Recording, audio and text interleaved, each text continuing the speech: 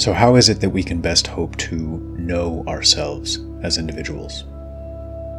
We live short lives with fallible minds prone to delusion.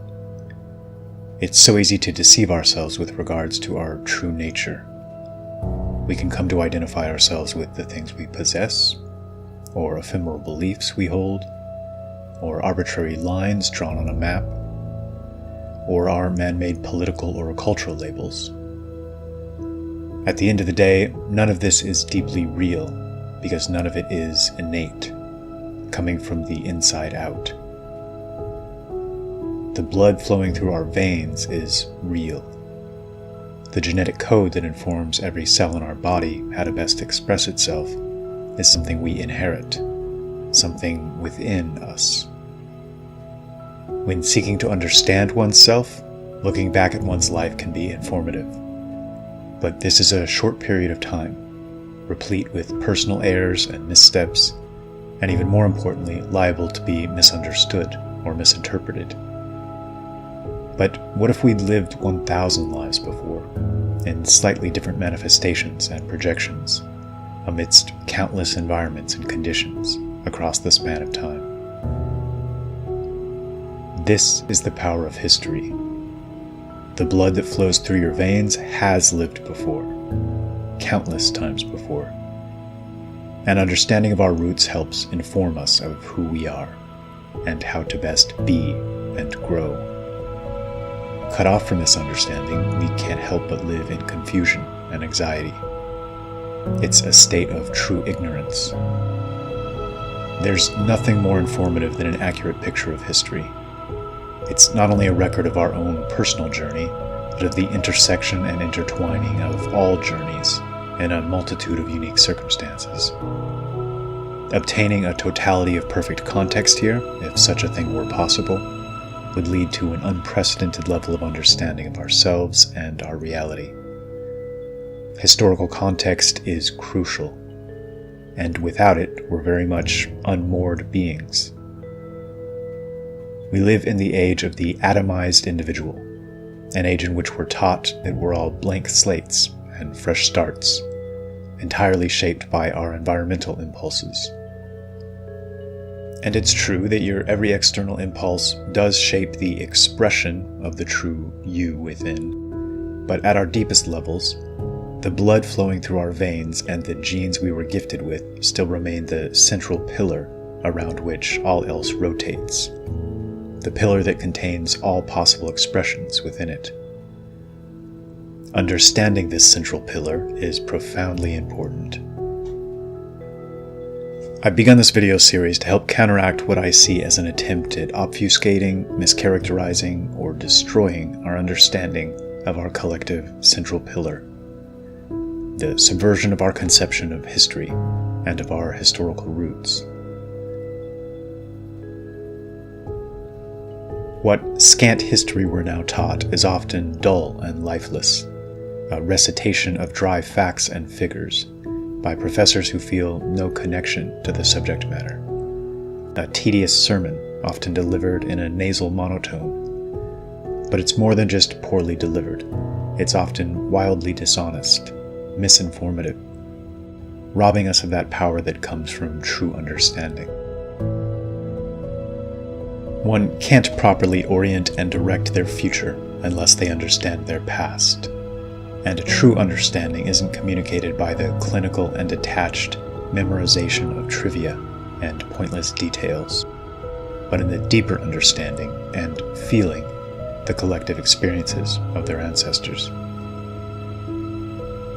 This will be the most important video I've made thus far, as well as the most daunting, difficult, controversial, and dangerous to my channel.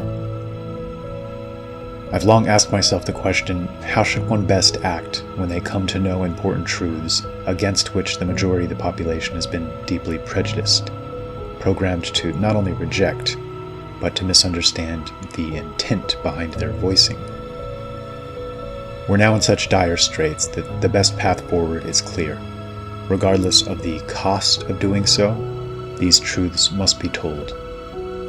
We need to realize our hand has been forced, and if we don't drop our pathological and suicidal altruism, and begin to courageously speak truths once again, it's our own future generations that'll pay the price for our cowardice and dishonesty. Over time, I'll certainly receive a backlash from several subsets of people, and I fully understand it. For years, they've been exposed to the most backward pseudoscience, wearing the mask of legitimate thought, on the topics of race, human history, genetics, human migrations. They've been subjected to the most intellectually lazy lumping together of race realism with racial hatred. Most of us recognize the subversion of our financial and political systems, our media and entertainment. When I began to see similar red flags with regards to the teaching of history, I became a skeptic overnight.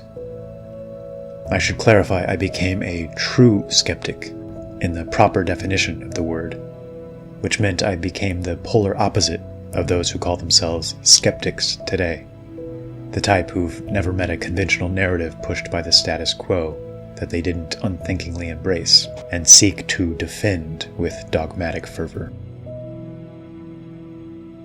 Over time, I felt unable to trust any source of information implicitly, because even those with genuine intent can be hoodwinked by reading the materials of those with less genuine intent. So I instead sought to immerse myself only in root historical sources, meaning the older the better, and the more first-hand the better. To this day, I believe this to be the best approach to a landscape so rife with subversion and sloppy thinking. I've always found it amusing how many conventional thinkers approach conspiracies or any nefarious actions behind the scenes as a virtual impossibility. They basically trust our system and our media, and make the argument that in any significant conspiracy, someone would have to talk, and thus the entire house of cards would fall. This is an idea so absurd it deserves its own video, but to briefly summarize, not only does our controlled press routinely ignore whistleblowers or inconvenient truth-tellers of every stripe to avoid biting the hand that feeds them, but this whistleblower conception isn't how such things actually transpire in the real world. The vast majority of people involved in any conspiracy are completely oblivious to the role they play within it. I believe this holds true for most of those currently working together to subvert our understanding of history. There was a quote I recently posted to Twitter that I haven't been able to stop thinking about since, as it so perfectly illustrates how most conspiratorial subversion actually takes place over time. Quote, "The smart way to keep people passive and obedient is to strictly limit the spectrum of acceptable opinion, but allow very lively debate within that spectrum, even encourage the more critical and dissident views. That gives people the sense that there's free thinking going on, while all the time the presuppositions of the system are being reinforced by the limits put on the range of the debate." Think about this quote in the context of race. We no longer allow positive things to be said about those of an Indo-European background as a group. And simultaneously, we not only allow but encourage negative things. The opposite is true for every other group. And these are the guidelines within which all related discussions are currently carried out.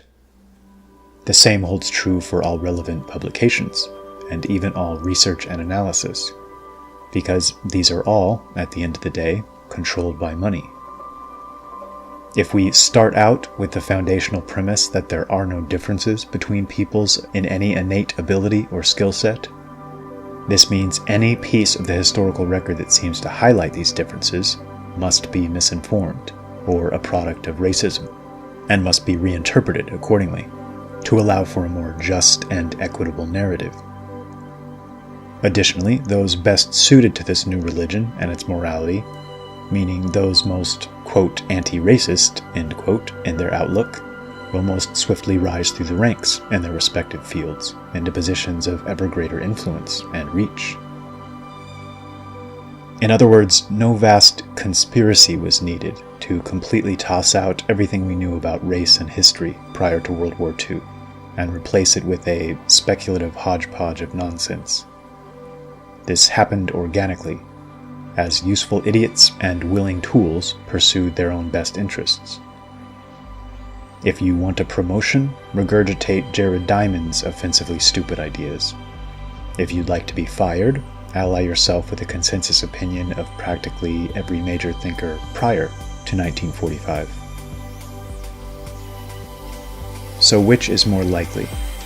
Were all of these great pre-World War II thinkers from nations all across the world vicious racists driven by hatred, who simply wanted to feel better about themselves, causing them to pen book after book of misinformation? Or is our current politically correct atmosphere preventing honest discussion on controversial topics? The answer to this question is obvious, and yet most of us have no idea of just how bad things have become on this front. Nationalists in places like India and Egypt, to give just two examples of many, have taken over their own academic fields, with help of the usual subversives, and are largely promoted on the basis of just how effectively they're able to dismiss the contributions of the Indo-European element, and attribute all former greatness of their regions to themselves. Various organizations have been created to lock down important sites and control archaeological research, and the processing of all artifacts. Back in America, the Smithsonian has a nasty habit of misplacing countless artifacts that don't cleanly fit the conventional model of history, never to be seen again. And the youth are taught that it's practically heroic to tear down statues of white historical figures of old. In Sweden, the new Minister for Culture, of African descent, has ordered Viking artifacts to be melted down and recycled. On every front, from every angle, history is being destroyed and rewritten. This has been maddening to watch, and I've not even scratched the surface with what I just laid out. It's clear to me why this is happening. Since I began the process of immersion in the most trustworthy historical records I've been able to find over the years, I kept coming back to the thought that a truly honest and objective historical account, if written in our age, would appear as the single most racist book ever authored, assuming one defines the word racist to be referring to a belief in differences in ability or achievement, as opposed to racial hatred. The same forces that so effectively hijacked academia post-World War II did so to impose a new worldview, a new framework. One could even call it a religion. And nothing threatens this construct more than hard historical truths. These topics are so subverted, so deeply muddied and confused, that to find our way out of this mess we need to engage in efficient detective work, and only present those ideas and concepts we're most confident in, to improve the signal-to-noise ratio. So my first goal is to provide the broad strokes, and then work to fill in the finer points over time. I feel like I know much more than I'm voicing just yet, and I expect this will be the first in a series of videos on the topic, but always I'll be striving to only speak where I have a great deal of confidence. We live in an age of information overload, and we desperately need quality, not quantity. So here's my attempt at that.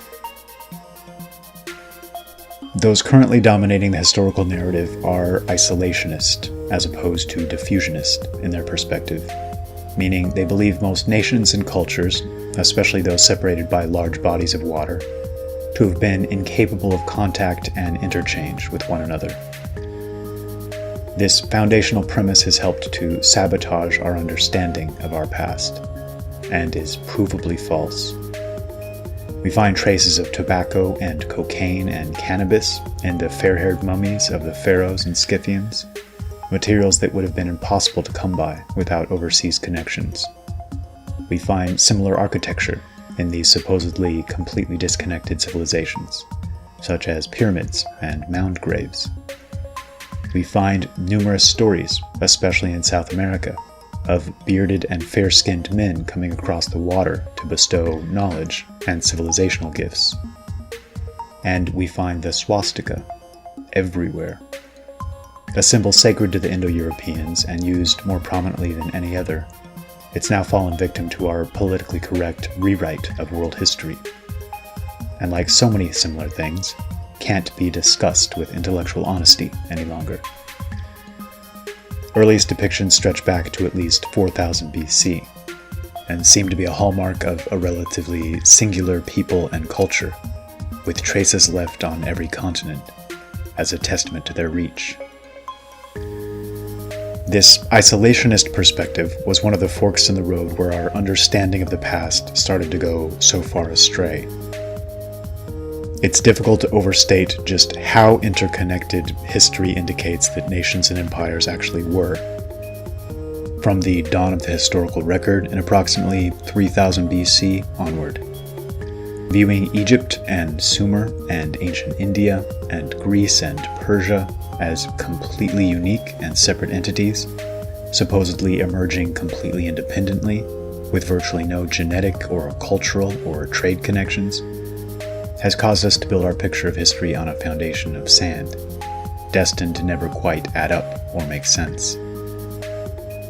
Our collective understanding of history is now so poor that many believe things like the Germanic peoples having just sort of milled around in the forests for millennia, that the Vikings were savages, and that the Italic and Celtic and Germanic peoples are not only fundamentally separate and distinct from one another, but have little connection to the mounted Aryan element that roamed and subjugated large swaths of the Middle East, the steppes, and moved down into Greece and India, and into East Asia.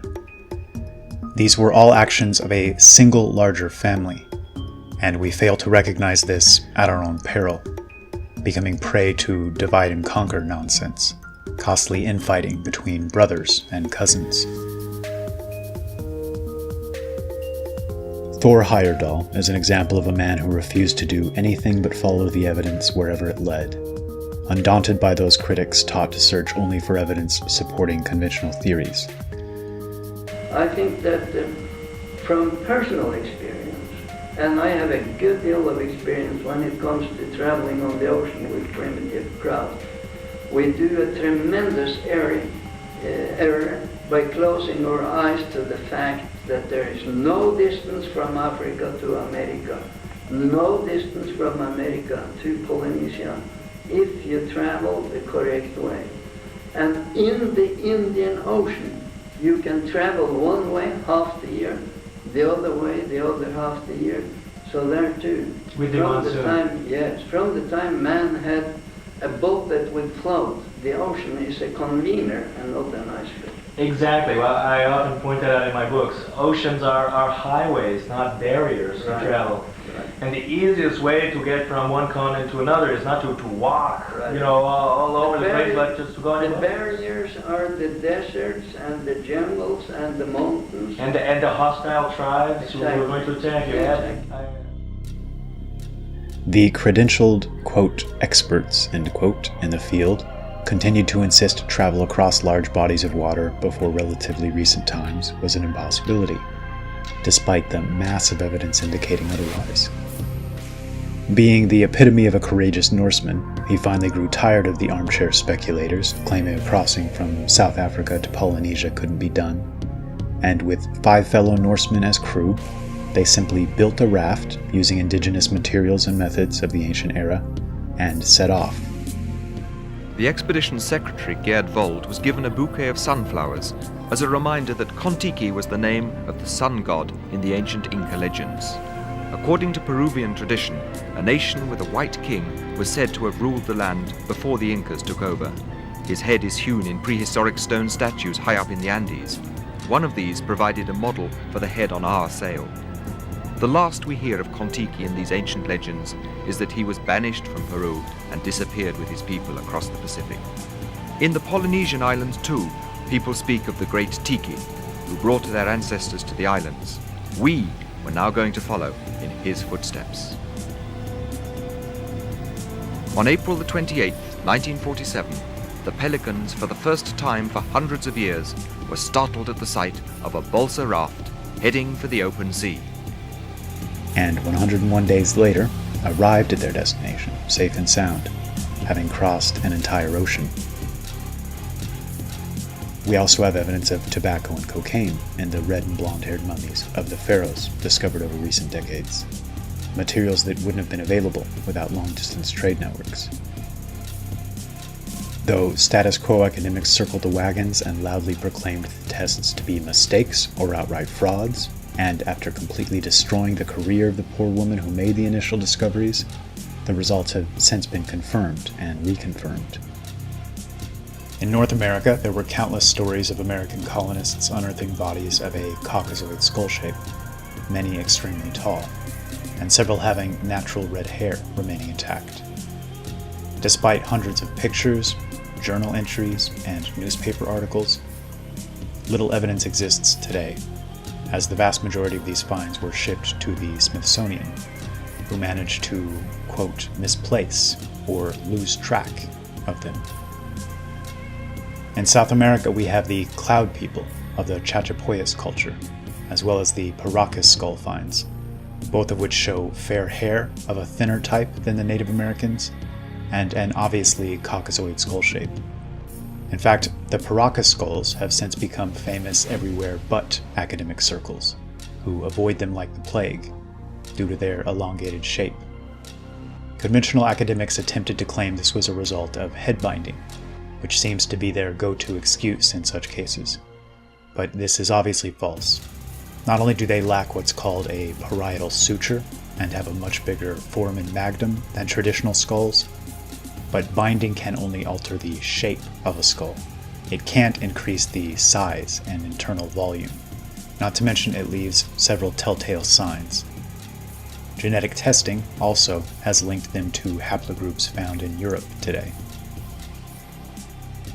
And interestingly, these same academics that so brazenly attempt to claim all elongated skulls are the result of binding rarely give an opinion on why any people would engage in this behavior in the first place, as we know some natives did in South America. Might the simplest explanation be the correct one, and that they did so for the same reasons many wealthy ancient Greeks and many modern Europeans and Americans of just a few hundred years ago would apply cosmetics to make their skin appear more white, or for the same reason many dye their hair blonde or wear colored contacts, or the same reason cosmetic surgery to produce a rounder eye shape is so popular across Asia today. Cosmetic changes of almost any type are usually done to emulate our ideal of the moment. The only frame through which head binding makes sense to me is if it were to emulate this ruling caste, with a different skull shape to the native population. A conquistador named Cieza de Leon remarked that among the indigenous Peruvians, the Chachapoyas were unusually fair-skinned and famously beautiful. Quote, "They are the whitest and most handsome of all the people that I have seen in the Indies, and their wives were of unrivaled beauty." End quote. The Chachapoyas were buried in sarcophagi sculpted with obvious European features, which bear an intriguing resemblance to those of another location with legends of a fair-skinned people in ancient times, Easter Island. For further evidence that true history is not how it's being currently portrayed, I introduce you to the Oseberg Buddha, found in Sweden, determined to have been placed in a Viking burial around 830 AD. Interestingly, this item wasn't imported, but rather created locally. So, might Buddhism and the Buddha himself be traced to Indo-European peoples? The answer is a resounding yes, and this is yet another topic worthy of its own video someday. Here we have the first visual depiction of the Buddha ever discovered. Look closely at the facial features, the clothing and hairstyles, and the artistic style itself. Stitched clothing, the draped clothing on the lower body and the upper body. He has his hair up in a top knot, and he's also carrying a small water pot in his hand there. On the other side, you have Indra, and he's dressed in the clothing of a prince. He's wearing a turban, he has his draped clothing on again, and he has armbands, bracelets, and he is praying to the Buddha there. It's really not clear who this figure is. It's generally assumed that he's a bodhisattva, and possibly Maitreya, which is the bodhisattva of the future. But who knows, one day we might be able to identify him.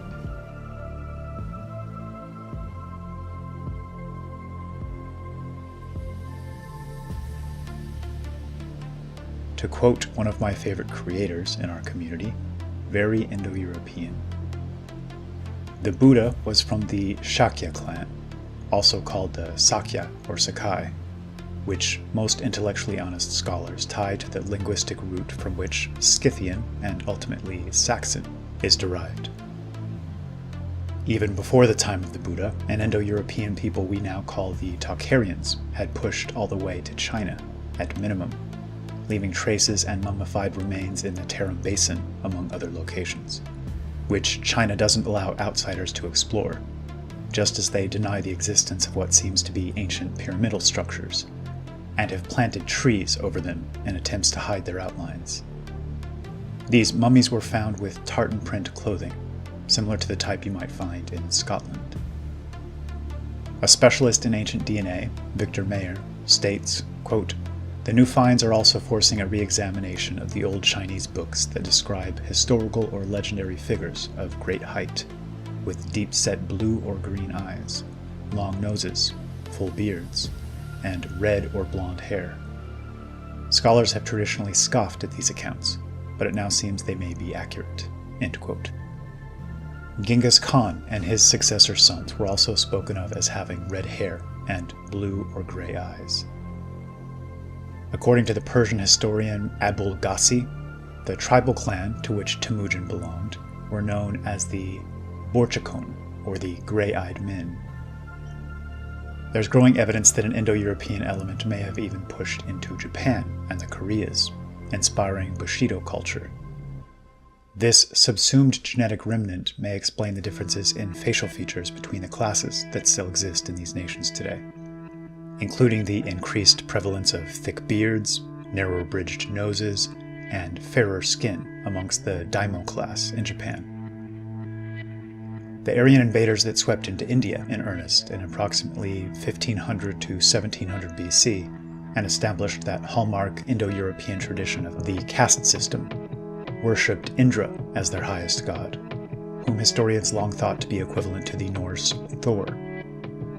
The Rig Veda, one of the earliest written documents in the world, repeatedly refers to Indra's yellow hair and beard, and speaks of him fighting what are called the dark and swarthy adversaries to force them to bow to law and order, and, quote, preserve the Aryan color, among several other passages that'd be deemed so racist in the modern atmosphere that this video might be removed if I quoted them verbatim.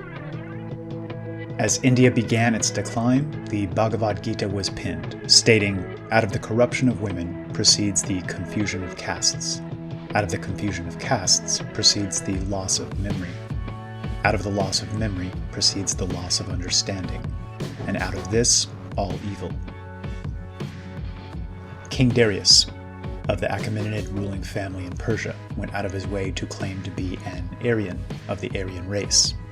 And like the surrounding Thracians, Scythians, Cimmerians, and others, most of whom would later migrate northwest into Europe, these were Aryan peoples of the Indo-European cultural and linguistic root.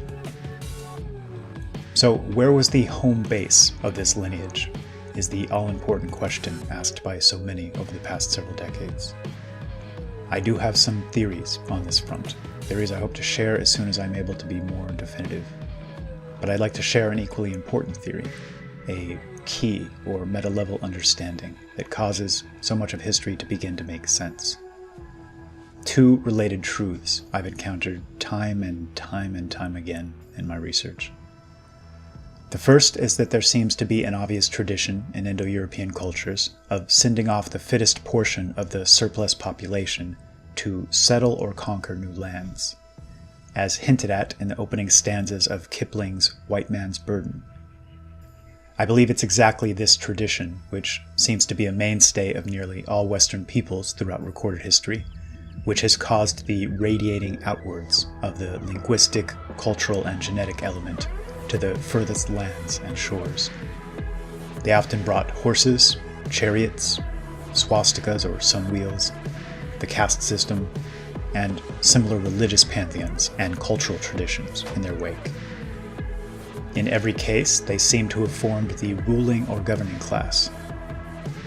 The second key truth, is the gradual and inevitable mixing of peoples in these nations over time, especially as the firmly defined caste system was relaxed or broken down completely. These two factors, when considered in concert, provide the only sensible lens through which history suddenly springs to life and makes comprehensible sense. The mental gymnastics modern academics engage in to try to paint each empire and people as entirely distinct and separate is extremely misleading.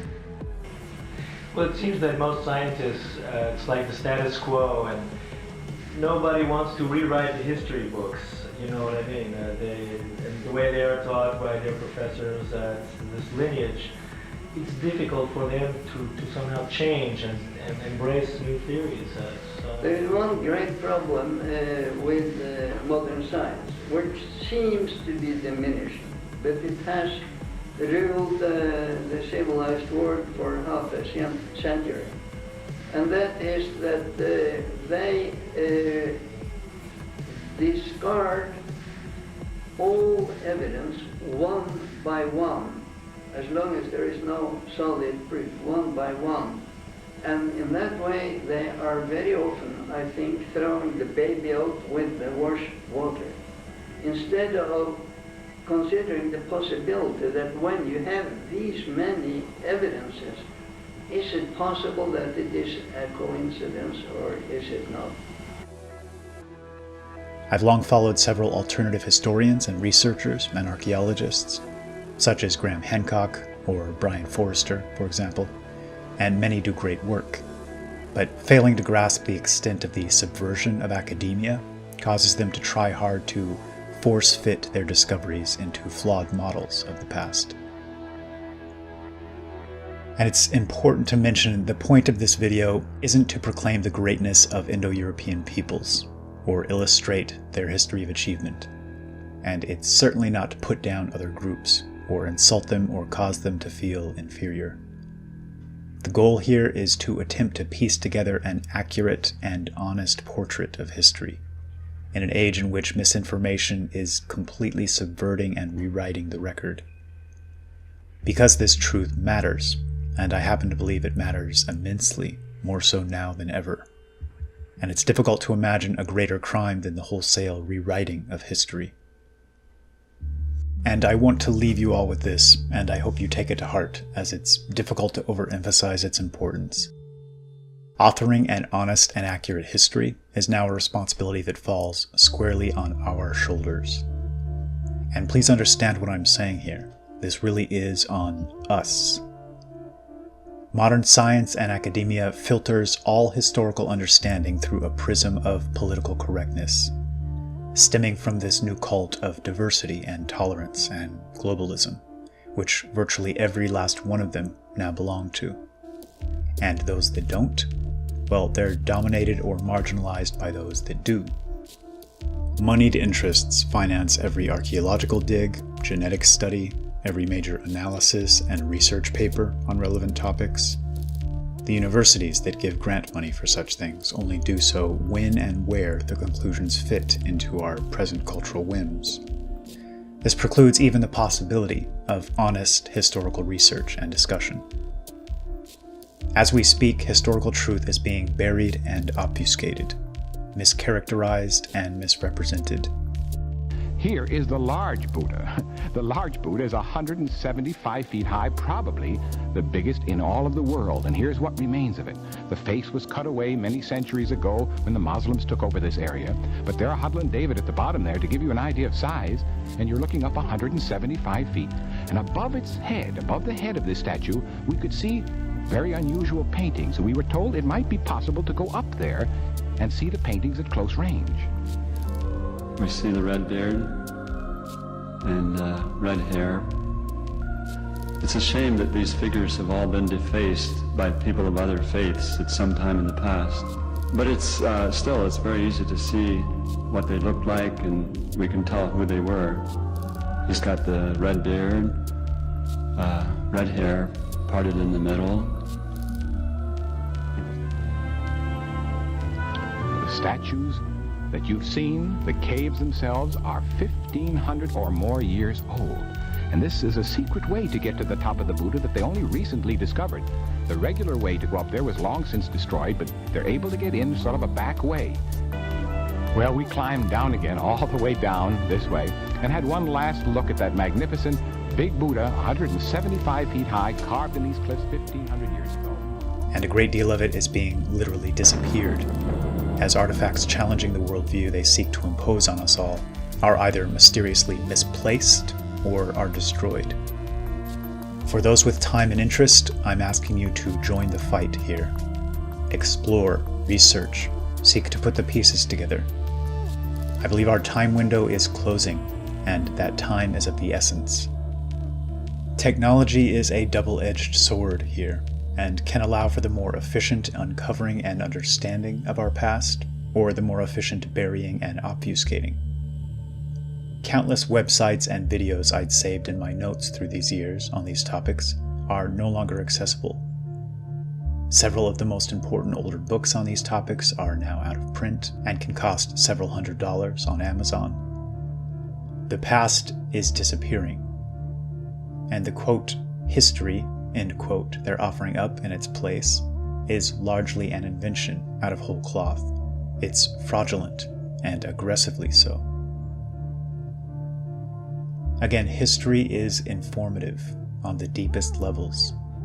It informs us of who we were, who we are, and who we might someday be. The memory of all those who came before us needs to be honored and preserved. A tree can't survive without its roots. And to best chart our future, we must first understand our past. Let's get to work.